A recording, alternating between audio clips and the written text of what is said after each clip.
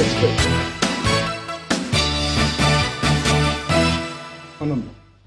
All right, welcome back. We've got Mr. Roman Oseghale, who is a business survey analyst. Thank you for coming on again today.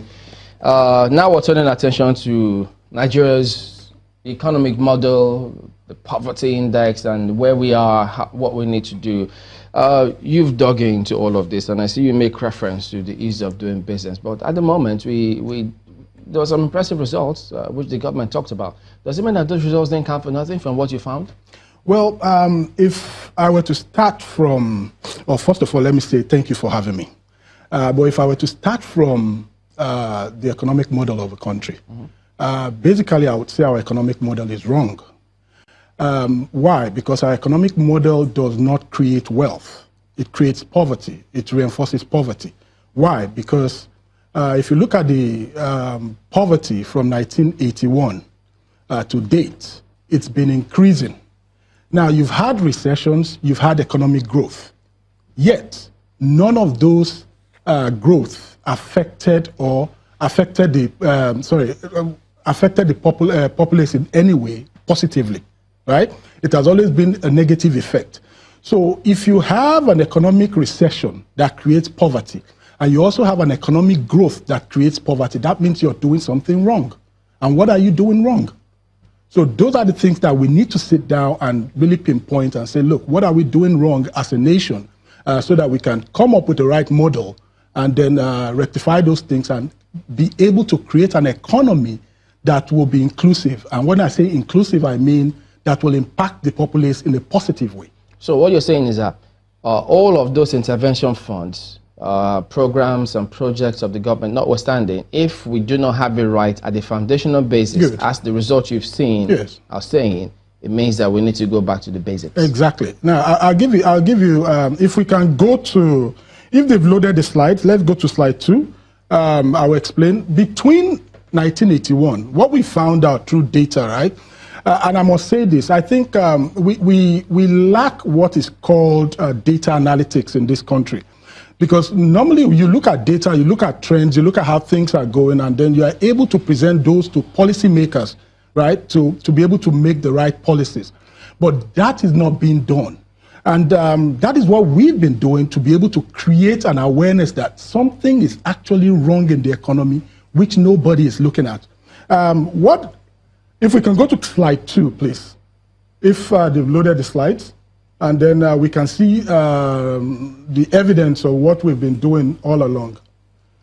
Well, I understand that it's not, they'll get it on. Okay, so, now between 1981 and what we did was to segment the growth and the recessions into 3 different segments. From 1981 to year 2000, and from year 2000 to 2014, and from year 2014 to 2017. Now, if you look at our GDP in 1981, it was 61.1 billion. This was when we reached the peak of our investment in human capital.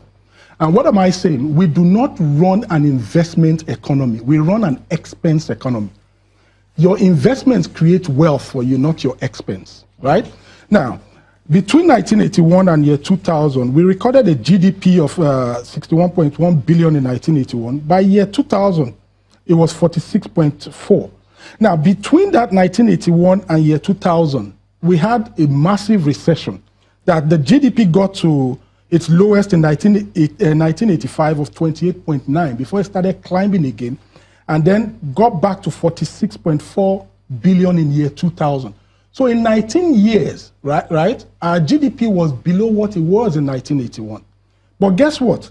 Between that same period, right, population in poverty in 1981 was 35.6 million people. By year 2000, population in poverty had increased to 79.5 million people. Now, that means that between 1981 and year 2000, we added 43.9 million people to poverty. We had a recession, right? So with that economic recession, you know what happened in the 80s? The structural adjustment program from 1981, we know we had a a massive, what do you call it? It was the end of the oil boom era. The US economy went into recession. So all this affected our monolithic economy, right? And then in the mid-90s, we also had the trade embargo from the Western world when we had the Abacha government. So all this affected us. So it made sense to some extent that we had a recession and poverty increased. But the interesting thing, what data showed us, was between year 2000, everybody in this country says, oh, during the, well, I don't want to go politics, right? But we need to lay out the facts. They keep saying during the PDP era, we made progress, right? But you now have to look at what is the definition of progress. Is progress an increasing GDP, an increasing per capita income that does not reflect in the lives of the people? Because you can have 5, 6 companies, right, that boost your economy. Yeah. You can have 5, 6 companies that will increase your per capita income, but it's not really reflecting in the lives of the people. So between year 2000, in year 2000, we had an economy that was 46.4 billion. By 2014, our economy had increased to 568.5 billion. Right. We'll go to break. We'll come back and then take a look at some of those slides and a lot more in a moment. Don't go away.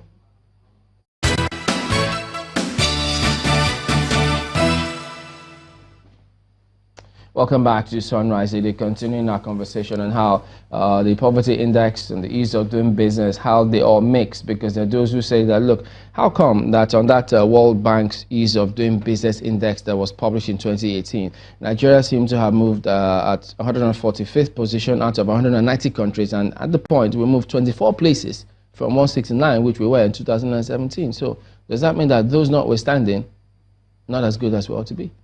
Well, it's a good thing, but you see, when you're looking at the ease of doing business alone, ease of doing business is majorly carried out through regulations, right? But in 2017, the World Bank carried out a survey, an independent survey of multinational companies and their CEOs, that what do they really want before going into emerging economies? And the top and foremost on the list was political stability and security. Now, if you look at the poverty index, we're moving 8,000 people into extreme poverty every day. Now, when you move 8,000 people into extreme poverty every day, what is the offshoot? The first offshoot of poverty is insecurity. It's crime. Crime leads to insecurity, right? Now, when you now look at that, how it is going to affect your ease of doing business, we now went further into the research. What we discovered was very alarming. If you look at the global conflict tracker, you find that most of all the places you have conflicts in the world, right, are places you have extreme poverty.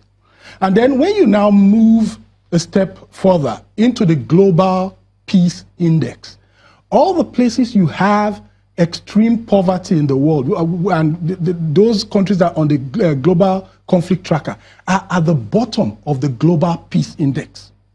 And then, when you now move a step further again, go into TI ratings, that's a Transparency International, where you have the major poverty in the world, are at the bottom. All the countries are at the bottom of Transparency International.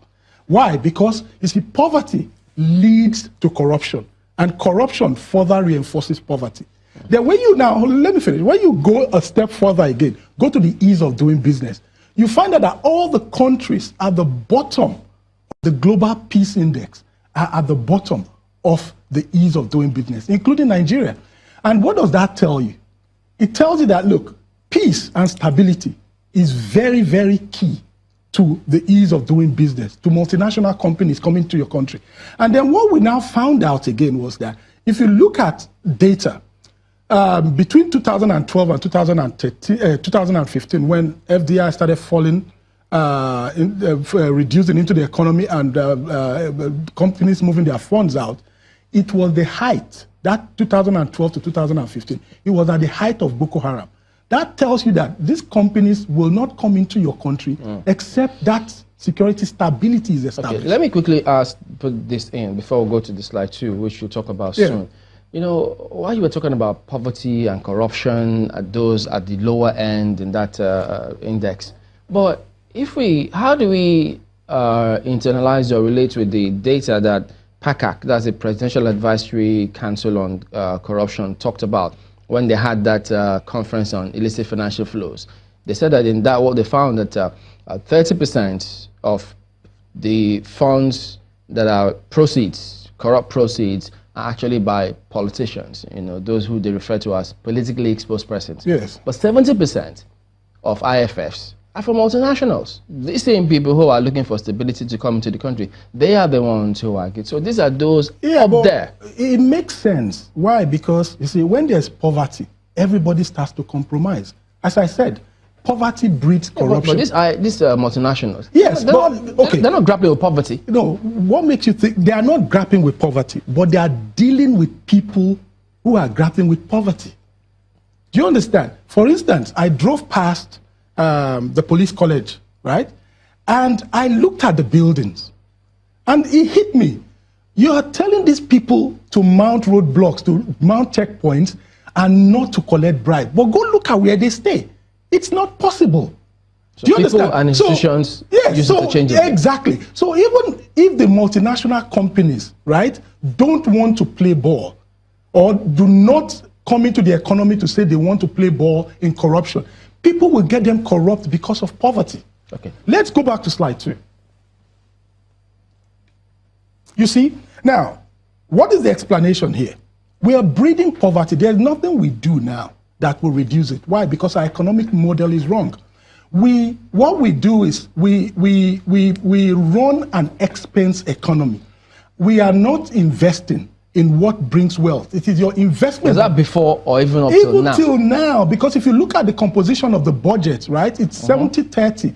70% recurrent, 30% capital. It is your investment that generates wealth, not your expense. And I'm going to prove this right now.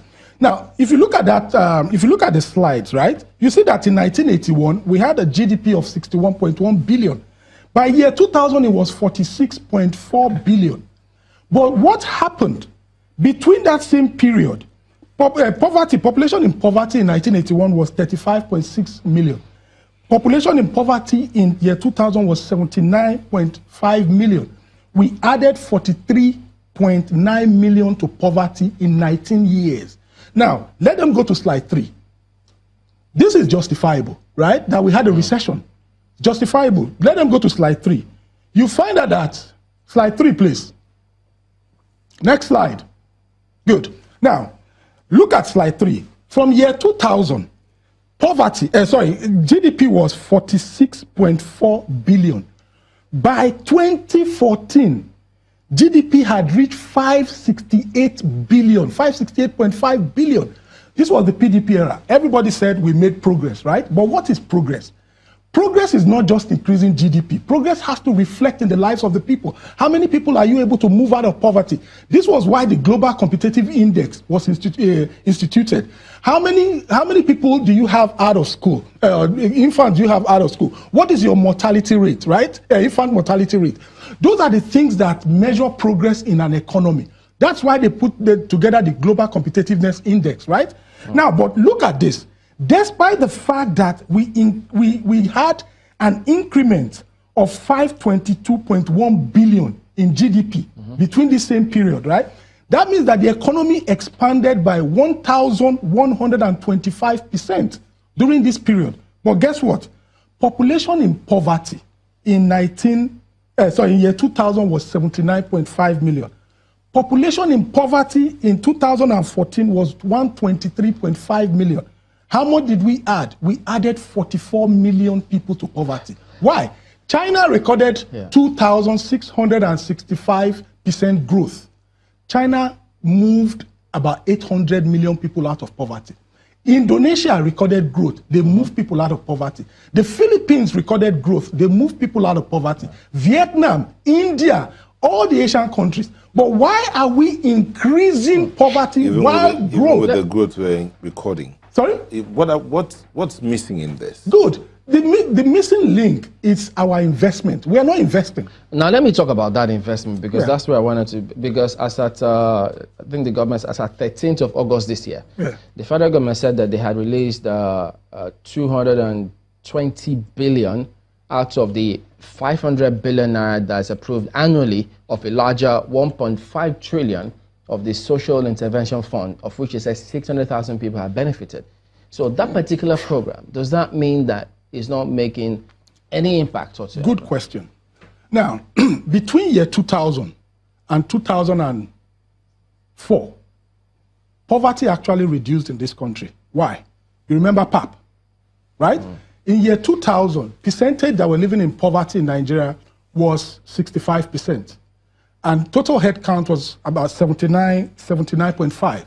By year 2014, right, it had reduced to 54.4% of total population. And then the headcount reduced to about 73 million. Because we were giving money out. But the question you need to ask, why did PAP fail? It was not sustainable. Now, you see a crack on the wall. You call the mason, they fix the crack. They paint the wall. 2 weeks later, the crack opens again. It's now wider. You call the same mason, they fix the crack again, they paint the wall, right? Where is the problem? The problem is in the foundation. You understand? The problem is the foundation. Fix the foundation and the crack will stop opening. That's what we are missing here. The government thinks, the Abacha loot they collected now, say, okay, yeah, we're going to give them out. It's not a long-term solution. The long-term solution is to invest in human capital. That's what the Asians are doing, that they are lifting people out of poverty.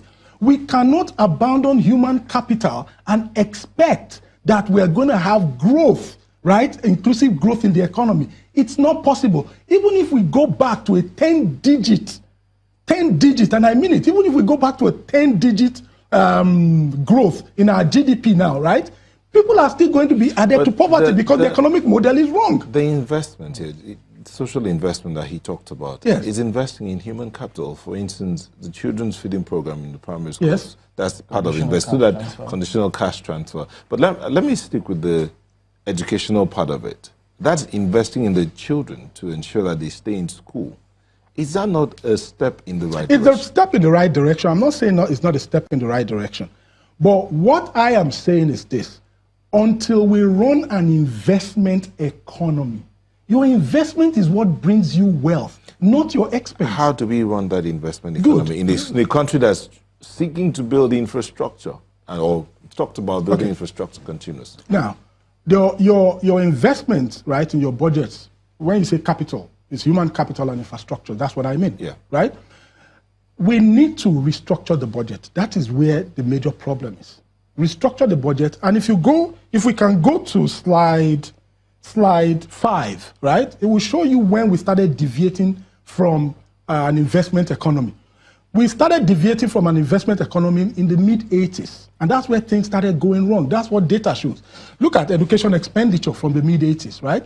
From 1981, 81, we got to our peak. 82, it was still okay, but from 1986, 87, it started coming down. And what did we see, right? What did we see? What did we see in the mid-80s? By 1992, our investment in human capital had reduced to 0.76% of the GDP. While countries in Africa are recording 4 points, 5 points, 3 points, Nigeria is investing less than 1% of its GDP in education. It's not possible. You know my gospel. The gospel I preach is human capital development. There is no way out. Even if we record a 10-digit increase in GDP growth, poverty will still be added. And you've seen that between year 2000 and 2014. Okay, Markwe's got a question for you, so let's go to her now. Markwe? Mr. Oseghale, I totally feel the gospel that you're preaching, but we all know that human capital, I mean, from the graph that you just showed, it shows that this thing started going wrong even way before I was born. And so it would definitely take time to correct, and that's all a number of people will say. How much time would you say we need? And how much money would we be looking at? How much of a commitment do we need to be looking at pumping into human capital, considering, the current nature of our expenditure, what we currently earn as well, and also population growth? We've been told we're going at an exponential rate, and we know that it could be a time bomb if we don't do something about it. what are your projections? What do you think we need to be earning? How much do you think we need to be spending on a yearly basis, and for how long? Thank you very much. I think the first thing is this. I'll use data we gathered from Indonesia as a classical example. Now, in the 70s, 60s and 70s and early 80s, Indonesia was not really investing in human capital development. But when they now started, the UN says 26% or 5% of GDP, 26% of budget or 5% of GDP. What Indonesia did was to try and make up for all the lost era. Right? They increased their education expenditure beyond 26%. And we must understand something. Education is not an expense. It's an investment. And that's why when you look at the net adjusted savings of a country, it says it equals your net savings plus education expenditure. Education expenditure is the only thing on the positive there, minus your net forest depletion, minus your mineral resource depletion. So whatever you spend on education comes back into your balance sheet as assets because it's an investment. So the first thing the government needs to do is this. If the benchmark is 26%, we need to first of all meet that 26%. And then second, we need to now pass a policy that, look, and it has to be bipartisan. Nobody has the right, no party has the right to interfere with this expenditure. Even if we collect 20 to 25 billion in a year, that the revenue falls. Those are the kind of decisions that the countries in Asia took. They made sure that those investments in human capital, no matter how little their income, their revenue was, they stuck to that 26% because it's an investment. And then we can decide to... But is that really practicable? It is practicable. Is that really practicable? I'll tell you, in a country that is battling security issues, infrastructure deficit, how practicable is it for you to say you must stick with that percentage, you know, year in, year out? Don't forget that there's also health, which is also a major component of what we should be looking at for that human capital development. Now, I'll tell you something. A lot of people say we don't have the money. I believe we have the money. Why do I say that? I said this May when I was here. If you look at the composition of the budget, people look at the composition as in recurrent versus capital. Nobody takes the time to look at the budget critically page by page, right? Now, when you read the budget, then you will see all the gaps and deficiencies and the wastage in the budget. What I did between the early part of this year, I downloaded the budgets from year 2000, and I started reading them page by page. And it will amaze you what I discovered in the budget, right? There are a lot of places in the budget that funds can be saved and then redirected into human capital development and health. And I'll tell you, one of them is, there are 4 things I found out in the budget. Your salaries, right, is due you when you work. Then the second thing is travels general. When you look at travels, local and international. Then the third is benefits and allowances. The fourth is training, local and international. And then when you now look at consumables, things like photocopiers, computers, that the ministries, the MDAs buy every year, right? It's like a repetitive thing. You buy 20 computers last year, then you only just look at the budget this year and increase it to 25. These are things that need to be audited. Every computer has a lifespan, right? Why are you buying 20, 25 computers every year? So those are things that need to be audited. We save these funds and redirect them. We have the funds. It's not that we do not have the funds. But the critical thing in the budget is that there's so much wastage that is not being audited. So if those are channeled properly, we may be achieving some results. Exactly. We'll look at some of those additional slides when we'll come back in a moment. Join us again.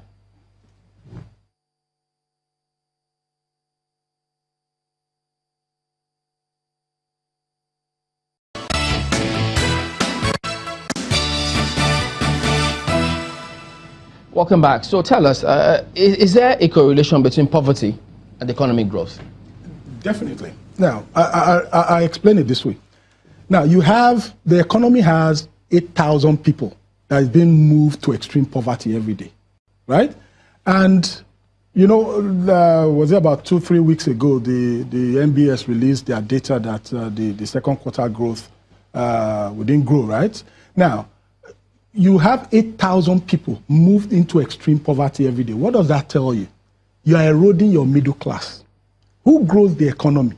It is the middle class that grows the economy. Now, of the 5 factors that make up your GDP, consumer spending, investment, government spending, import and export, consumer spending alone is 66.6%. That's 2/3 of your economy. So when 8,000 people is being moved into extreme poverty every day, what does that tell you? You are eroding the spending power, the purchasing power in the economy. This thing called poverty, extreme poverty, is going to reshape everything. You say 8,000 every day. 8,000 people. When you log into the World Poverty Clock, because it measures extreme poverty in real time. They are very beautiful algorithms. They are complex, but they are near 95-98% correct, right? So when you have 8,000 people being moved into extreme poverty every day, what happens? You're eroding what? You're eroding the purchasing power of the economy. And those 8,000 people are basically who? The middle class that you're eroding into extreme poverty. So there's no way that your economy can grow the way it should. And I see that we still haven't made an appreciable impact in this. Countries as Cote d'Ivoire seem to have invested more in education over 25 years than us. Well, that's why you see that we're all sending our kids, even into West African countries, to go and school. What we did here was to look at Africa, because Africa spends the least in human capital development. So we even compared Nigeria to Africa, and then we segmented it by regions. North Africa, West, East, Central, and Southern part of Africa. And what we found out that in the whole of Africa, Nigeria invests the least in education expenditure as a percentage of GDP. So it's a colossal disaster for the economy. If we do not reverse this, right, we are not going to be able to get people out of poverty. And the extreme poverty will be the new determinant, because everything we'll do, right, will be hinged. Purchasing power, housing, economic growth, security. So you find out that most of, as I said earlier, you look at most of the conflict zones in the world. Most of the conflict zones are where you have extreme poverty. Can we see the next one? So we'll just focus on some of this. But even in this is East Africa. So you see, even in East Africa, Kenya, Uganda, Tanzania, Ethiopia, Rwanda, Malawi, Mozambique, Madagascar, they all invest far more than Nigeria as a percentage of GDP in education. But you know, the thing about all of this is, yes, much as we're not focusing solely on education, which we need to as well as other sectors, but 6 trillion, which the government says they plan for the health sector development plan, the second of those health sector development plan, that will go a long way in perhaps those 8,000 people that are moving to extreme poverty on a regular basis. If they, whatever little they get, investing in the health sector will some way, somehow impact on those people, wouldn't it? Because yes, it will. I'll tell you something, right? The health sector is equally very critical, because I think the UN says about 15% or so of your budget should go into health. It's very, very critical too. Well, you look at it, how many times do you get sick every year, right? Now, it is good, but education is very, very critical. Why? Because education expenditure is what ties every family's pocket in this country. When you pay this 3 months school fees, you start to save for the next 3 months, right? So your spending power in the economy is greatly reduced because you cannot seem to do other things other than paying school fees.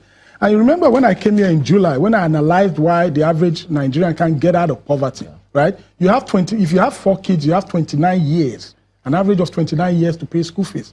If you have 3 kids, you have an average of 26 years. You have 2 kids, you have an average of 23 years. And if you have 1 kid, you have an average of 20.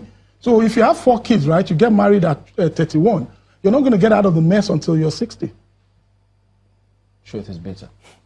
Well, we'll have to anchor at that point here. Roman Oseghale, business survey analyst, thank you very much indeed for coming on this morning. That's our show today. We thank you all for watching. We'll see you tomorrow. Chamberlain Uso. I'm Neota Igbe. The truth is bitter. Food for thought. I'm Maukwe Ogun Yusuf. Thank you. The views and opinions expressed by guests on this program are those of the maker and do not necessarily reflect the views, opinions, and endorsement of Channels Television.